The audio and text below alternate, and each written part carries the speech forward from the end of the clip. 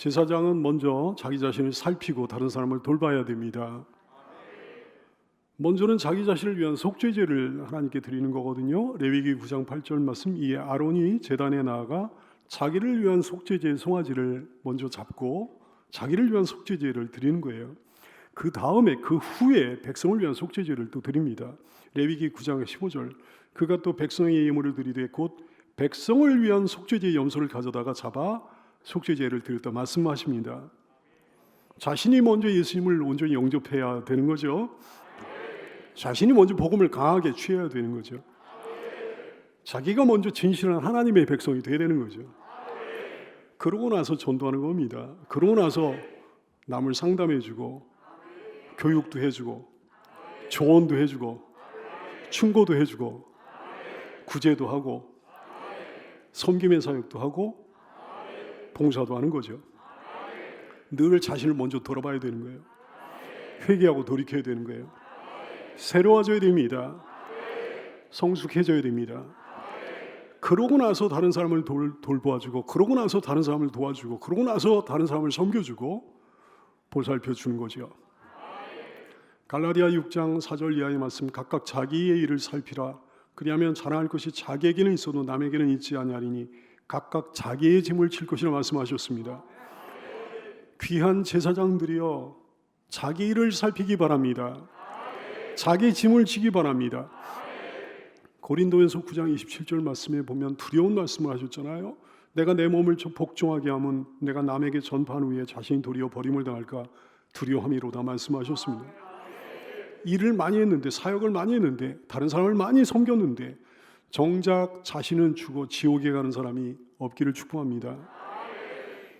제사장 임직을 마친 후에 아론의 공식적인 첫 번째 업무가 뭐였습니까? 제사였습니다. 첫 번째 제사를 첫 번째 업무로 이렇게 하나님께 드린 거예요. 제사장의 가장 중요한 업무가 뭐라고요? 제사라고요. 예배라고요. 교회의 제사장인 목회자도 가장 중요한 업무가 이겁니다. 예배를 인도하는 거예요. 여러분도 제사장이잖아요. 여러분 한 사람 한 사람의 가장 중요한 업무가 직장일이 아니라 얘기해요. 다른 어떤 사역도 아니라 얘기해요. 예배란 말씀입니다. 예배예요. 오늘 말씀해 보니까 여덟째 날에 그랬어요. 레위기 9장 1절 말씀, 여덟째 날에 모세가 아론과 그의 아들들과 이스라엘 장로들을 불러다가 이제 첫 번째 제사를 하나님께 드리는 거예요. 아론과 그 아들들을 제사장으로 위임받는데 며칠이 소요된 겁니까? 일주일이 7일이 소요된 거예요. 하나님의 완전수 7일이 소요된 거예요. 그러고 나서 그 다음 날 곧 여덟째 되는 날에 첫 번째 거룩한 업무를 시작하는 거죠. 뭘 의미할까요? 첫째로 여덟째 날은 주일을 예표하는 겁니다. 여러분 다들 아시죠? 구약의 한 주가 언제 끝나는 겁니까? 구약의 한 주는 안식일 날 끝나는 거예요. 다시 말해 토요일 날 끝나는 겁니다. 그 일주일의 마지막 날이 토요일 날이에요.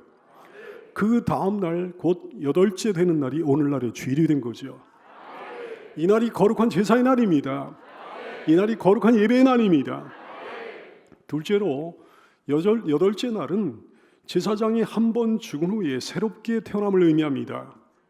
레위기 8장 35절, 너희는 7주야를 회막문에 머물면서 여호와께서 지키라고 하신 것을 지키라.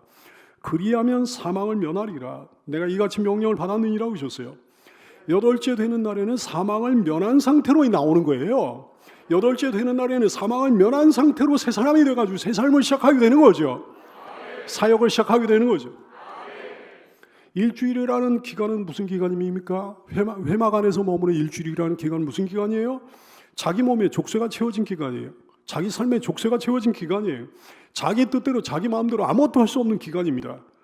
뭘 예표할까요? 죽음을 예표합니다. 자기 마음대로 아무것도 못하는 거예요. 자기 몸에 자기 삶에 족쇄가 채워진 거예요. 죽음을 예표한다고요. 옛사람의 죽음을 의미합니다. 제사장 이전의 삶의 죽음을 의미합니다. 주님과 함께 나의 옛사람이 십자가에 못 박혀 죽었다 얘기해요. 주님의 부활과 함께 새 사람으로 다시 태어나는 거라 얘기해요. 디모데후서 2장 11절 말씀, 이것이 이종의 고백이요 여러분의 고백인 줄 알아요. 밑보다 이 말이요 우리가 주와 함께 죽었으면 또한 함께 살 것이요 말씀하셨습니다. 주와 함께 죽었습니까? 고린도후서 5장 17절 그런즉 누구든지 그리스도 안에 있으면 새로운 피조물이라 보라 이전 것은 지났으니 이전 것은 죽었으니 보라 새 것이 되었도다 말씀하셨어요. 이전 것은 죽었습니까? 이것이 여러분의 고백입니까? 예수님과 함께 십자가에 못 박혀 죽고 새롭게 다시 태어나 새 삶을 시작한 진짜 제사장인 줄로 믿습니다.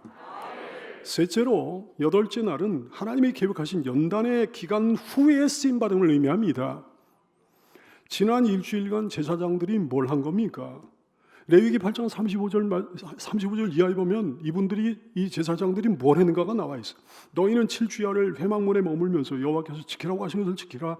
그리하면 사망을 면하리라. 내가 이같이 명령을 받았느니라. 아론과 그의 아들들이 여호와께서 모세를 통하여 명령하신 모든 일을 준행했다 그랬어요. 하나님의 뜻 그대로 행한 거예요. 그 일주일간 하나님의 뜻 그대로 행한 거예요. 그래요, 일주일이라는 기간은 하나님께서 예정하시고 명하신 자숙의 기간을 의미하는 겁니다.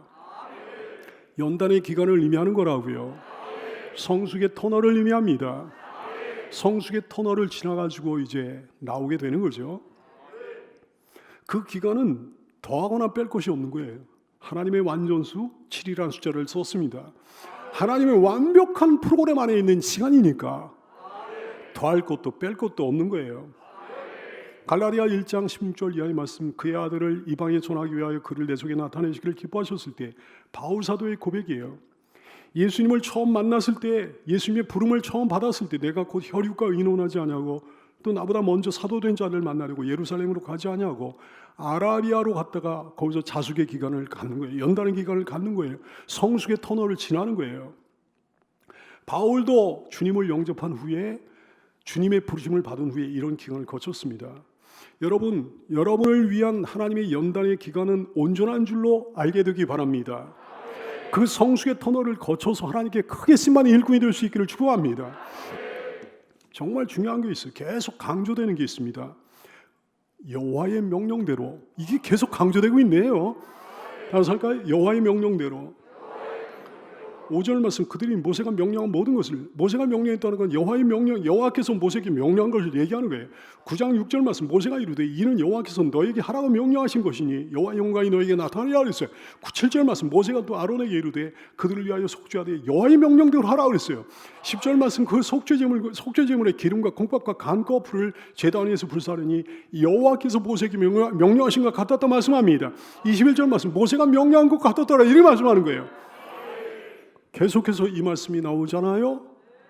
제사장에게 가장 중요한 게 뭐라고요? 여호와의 명령대로. 신앙생활에 있어서 가장 중요한 게 뭐라고요? 여호와의 명령대로.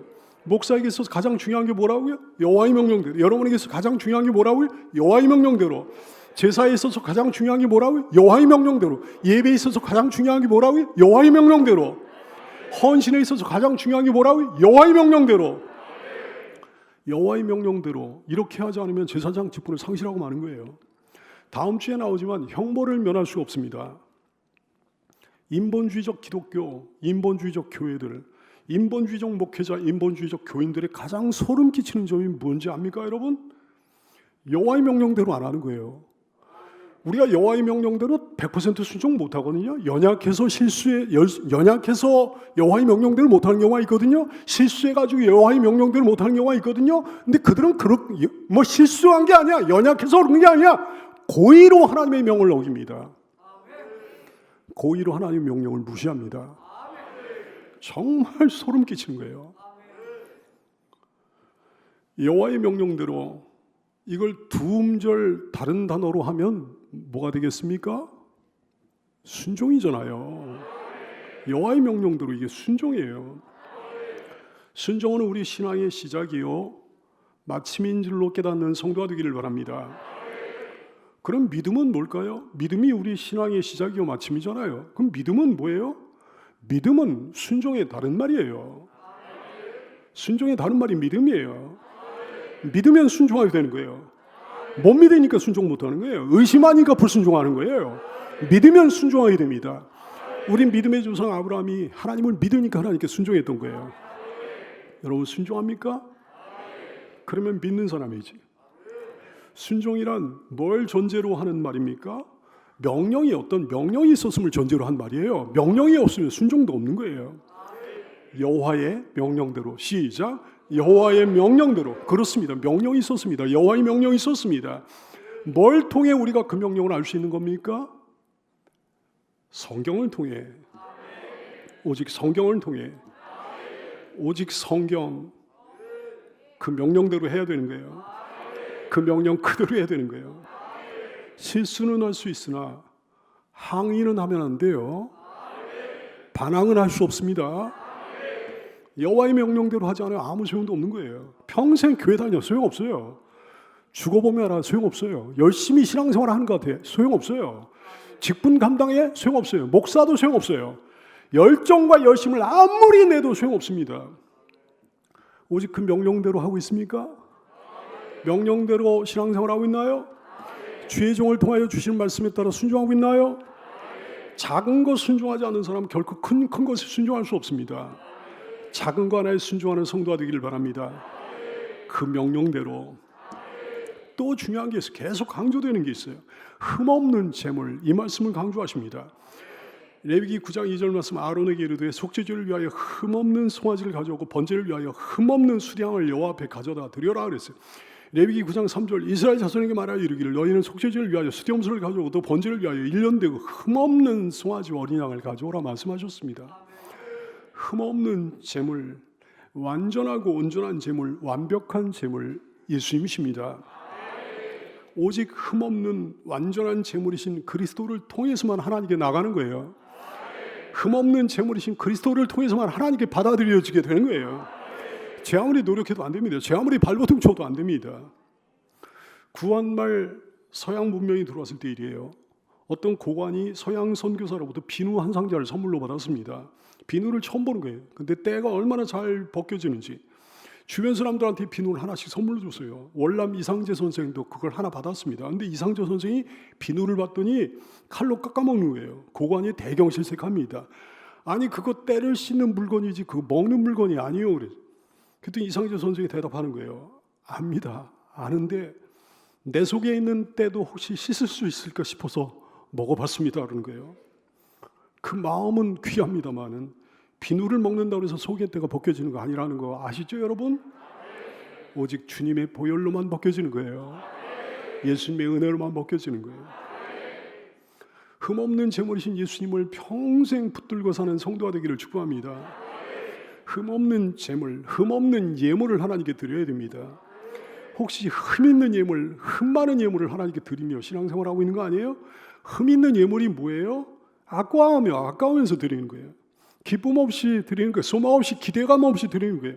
건성으로 드리는 거예요. 습관으로 드리는 거예요. 형식적으로 드리는 거예요. 이거 흠 많은 예물입니다. 흠 있는 예물입니다. 흠 없는 예물이 어떤 예물일까요? 기꺼이 드리는 거죠. 넘치게 드리는 거죠. 기쁨으로 드리는 거죠. 소망으로 드리는 거죠. 기대로 드리는 거죠. 감사함으로, 마음으로, 중심으로 흠없는 예물을 하나님께 드리며 사는 성도가 되기를 바랍니다. 흠없는 제물, 흠없는 예배를 하나님께 드려야 됩니다. 흠 있는 예배, 흠 많은 예배를 드리고 있는 거 아니에요? 흠 있는 예배가 뭘까요? 시간을 아까워하면서 드리는 거예요. 지루해하면서, 시간 보면서, 기쁨 없이, 소망 없이 드린 예배, 건성으로 드린 예배, 습관적으로 드린 예배, 형식적으로 드린 예배, 흠 많은 예배를 드린 사람이 여기 한 사람도 없게 되기를 바라요. 흠 없는 예배는 이런 예배, 기꺼이 드린 예배, 사모하면서 드린 예배, 기쁨으로 드리는 거죠. 소망으로 드리는 거죠. 기대감으로 드리는 거죠. 감사함으로 드리는 거죠. 마음으로 드리는 거죠. 중심으로 드리는 거죠. 흠없는 예배를 하나님께 드리며 신앙생활하게 되기를 바랍니다. 흠없는 제물, 여러분의 눈물을 하나님께 드리게 되기를 바랍니다. 눈물의 사랑 고백이요, 눈물의 기도요, 눈물의 예물이요, 눈물이 담긴 예물, 눈물이 담긴 봉사, 눈물의 전도요, 영혼들을 위하여 애타는 마음으로 눈물의 전도를 하는 거예요. 눈물의 교우사랑이요, 눈물의 중보기도예요. 어려움에 처한 어떤 교우를 생각하면서 눈물의 중보기도를 하나님께 드리는 거예요. 흠없는 제물, 여러분의 눈물을 주께 드리게 되기를 바랍니다. 그렇게 순종할 때, 그렇게 흠없는 온전한 제물을 드릴 때 하나님께서 나타나시는 거예요. 4절 말씀, 또 화목제를 위하여 여호와 앞에 드릴 수소와 수량을 가져오고 또 기름 섞은 소제물을 가져오라 하라. 오늘 여호와께서 너에게 나타나실 것임이라 말씀하셨어요. 6절 말씀, 모세가 이르되 이는 여호와께서 너에게 하라고 명령하신 것이니 그 명령을 순종하면 여호와의 영광이 너에게 나타나리라 하셨어요. 예배를 통해 여호와께서 영으로 임재하시는 거예요. 여호와를 영으로 만나는 거예요. 여러분에게 영으로 하나님께서 임재하셨습니까? 예배를 통해 여호와의 영광이 우리 앞에 나타나는 거예요. 여호와의 영광을 보고 있나요? 여호와 앞에 서야 됩니다. 5절 말씀, 그들이 모세가 명령한 모든 것을 회막 앞으로 가져오고 온 회중이 나와 여호와 앞에 섰다 그랬어요. 여호와 앞에 섰다는 건 뭘 의미하겠습니까?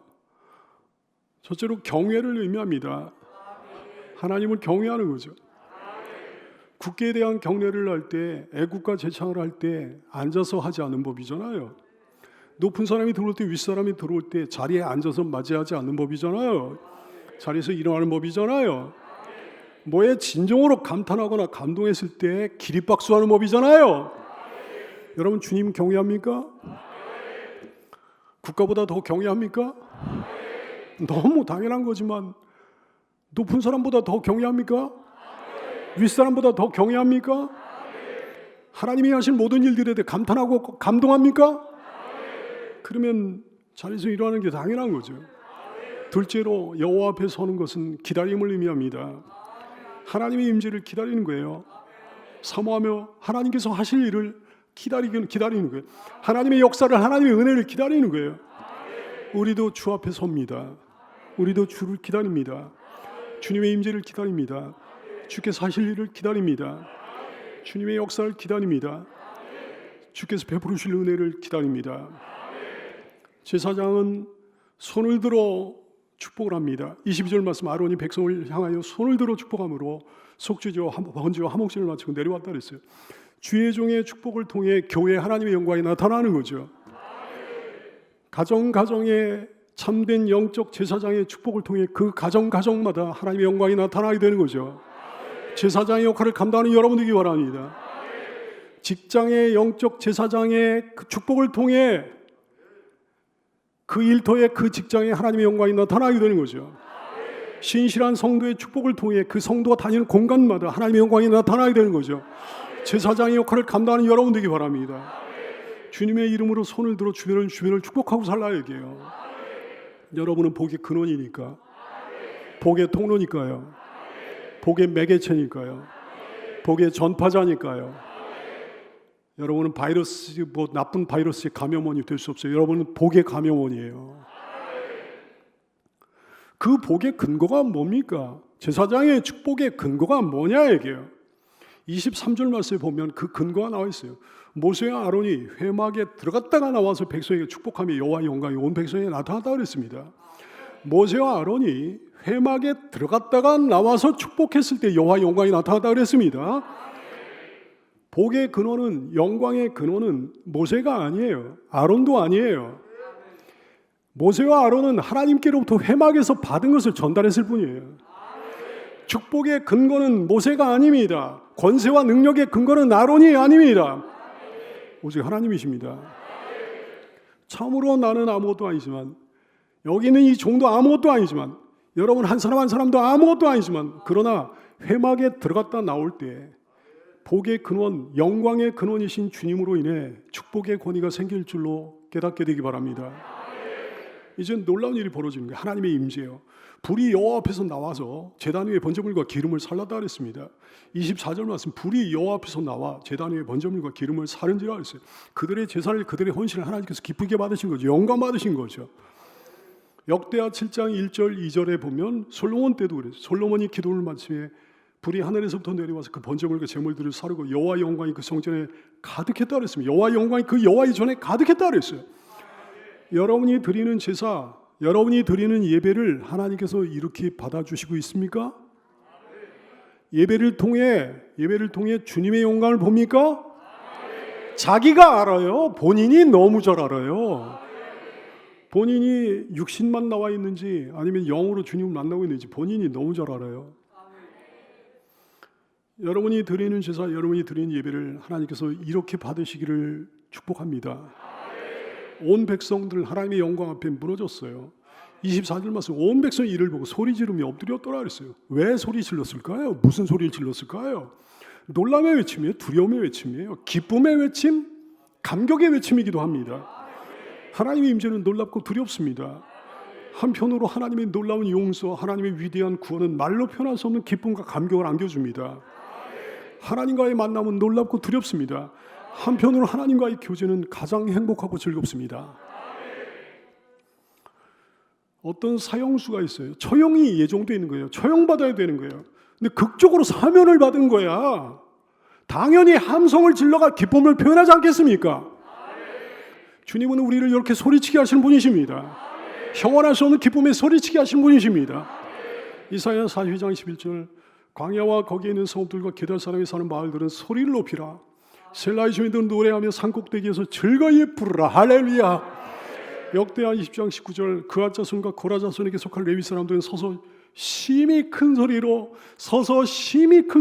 이스라엘 하나님 여호와를 찬송하니라. 시편 32편 11절, 너희 의인들아 여호와를 기뻐하며 즐거워할지어다. 하나님의 은혜로 의인된 사람 만나요? 여호와를 기뻐하고 즐거워하라 그러셨어요. 마음이 정직한 너희들 다 즐거이 외치라 그러셨어요. 즐거움으로 예배해야 되는 거예요. 기쁨과 감격으로 주를 찬송해야 되는 거예요. 행복하게 주일을 맞는 여러분 되기 바랍니다. 오늘도 행복하게 주일을 맞이했나요? 주일날은 부부싸움하면 안 되는 거예요. 주일날은 나쁜 일로 언성을 높이면 안 되는 거예요. 주일날은 될수록 자녀들 야단도 치면 안 되는 거예요. 자녀들 야단 칠 일 있으면 모았다가 평일날 하십시오. 용돈을 줘도 평일날 주지 말고 주일날 주세요. 오늘은 주일이라서 주는 거야. 주일에 대한 기쁨을 각인시키라 얘기해요. 새 옷을 입혀도 새 신발을 신겨도 주일날 입히고 주일날 신기라 얘기해요. 주일에 대한 좋은 인상을 어릴 때부터 가지도록, 주일에 대한 행복한 인상을 어릴 때부터 가지도록 해야 되는 거예요. 여기 있는 목사는 엎드려 기도할 때 우리 막내 도용이 저기 앉아 있네요. 우리 막내 도용이가 아기 쪽부터 아빠 등 위에 올라타가지고요, 막 뒹굴면서 기도를 했어요. 막 장난치면서 난리를 치면서 기도를 그냥 내버려 두는 거예요. 지금까지 그럽니다. 왜 그렇게 내버려 두는 거예요? 기도가 행복한 것으로 각인되도록 하기 위해 그런 거예요. 기도가 지겨운 것이 아니고 너무너무 엄격하고 그래가지고 막 무섭고 두렵고 떨리는 것이 아니고 기도가 행복한 것이라고 각인시켜 주려고 평생 기도에 대한 좋은 추억을 갖도록 하기 위해서 그렇게 한 거예요. 내 기도하는 그 시간 그때가 가장 즐겁다. 여러분도 즐겁습니까? 사랑하는 여러분, 주일이 즐거워야 돼요. 주일날 행복해야 돼요. 주 앞에 기쁨으로 무너져야 됩니다. 주 앞에 체면이 어디 있어요? 주 앞에 뭐 성격이 어디 있어요? 주님 앞에 있는데 주님을 기뻐하는데 다른 사람 의식하고 뭐 그런 게 어디 있습니까? 말도 안 되는 거죠. 어린애처럼 큰 소리로 기뻐하며 찬양해야 되는 거죠. 회개의 기쁨이 우리에게 있잖아요. 죄사함의 기쁨이 있잖아요. 하나님 백성된, 하나님 자녀된 기쁨이 있잖아요. 천국 시민된 기쁨이 있잖아요. 주님이 나를 얼마나 사랑해 주시는데, 주님이 나를 이렇게 만나 주시는데, 주님이 나를 이렇게 위로해 주시는데, 주님이 나를 이렇게 보호해 주시고, 주님이 나를 이렇게 보살펴 주시는데, 그 기쁨이 얼마나 크냐 이게요. 주님의 죄 용서에 대한, 주님의 죄 사함에 대한 감격과 감동과 기쁨을 잘 모르는 두 사람이 있었습니다. 목회자가 이 사람들에게 구원의 기쁨을 알도록 하기 위해 미션을 줬어요. 꽤 먼 거리를, 한 사람에게는 바위를 이고 오게 했습니다. 또 다른 사람에게는 조약돌을 가지고 오게 했어요. 자, 이제 여기 내려놓으세요. 바위를 지고 온 사람은요, 초죽음이 된 상태에서 바위를 내려놓고는 너무 행복해하는 거예요. 근데 조약돌을 주머니 속에 달랑 놓고 온 사람은 조약돌을 내려놓고 맨숭맨숭한 거지. 이번엔 반대로 하겠어요. 그랬더니 역시나 마찬가지예요. 바위를 메고 온 사람은 너무 행복해. 조약돌을 들고 와서 내려온 사람은 맨숭맨숭한 거예요. 자기 자신을 큰 죄인이라고 여기는 사람은 주님의 은혜, 주님의 죄사함에 대한 감격과 감동과 기쁨이 클 수밖에 없는 거예요. 그래서 기쁨으로 무너지게 되는 거죠. 반면에 자신을 별로 죄인이라고 여기지 않는 사람은 맨숭맨숭한 거예요. 주님이 십자가에서 나를 위해 뭘 해주셨다는 거지. 맨숭맨숭한 거지. 로마서 5장 20절 율법이 들어온 것은 범죄를 더하게 하려 함이라 그러나 죄가 더한 곳에 은혜가 더욱 넘쳤다 말씀하십니다. 여러분은 어떻습니까? 백성들은 소리를 지르며 엎드렸어요. 저절로 그렇게 엎드려진 거예요. 저절로 자연스럽게 그렇게 된 거예요. 몸이 무너져 내린 거지. 마음이 무너져 내리니까 몸도 무너져 내린 거지. 가장 낮은 자세 아닙니까? 가장 겸손한 자세 아닙니까? 하나님을 가장 높여드린 자세가 아닙니까? 너무 당연한 거예요. 하나님의 영광을 봤으니까요. 하나님을 만났으니까요. 하나님을 알게 됐으니까요. 예배 시간에 보면 다리 꼬고 앉아있는 사람들 있잖아요. 팔짱 끼고 앉아있는 사람도 있잖아요. 그런 사람들의 자세도 사실은 당연한 겁니다. 왜? 하나님의 영광을 못 봤으니까요. 하나님이 전혀 못 만났으니까요. 하나님이 전혀 모르니까요. 당연한 거예요. 솔로몬 때도 그랬습니다. 사람들은 자연스럽게 하나님 앞에 무너져 내리는 거예요.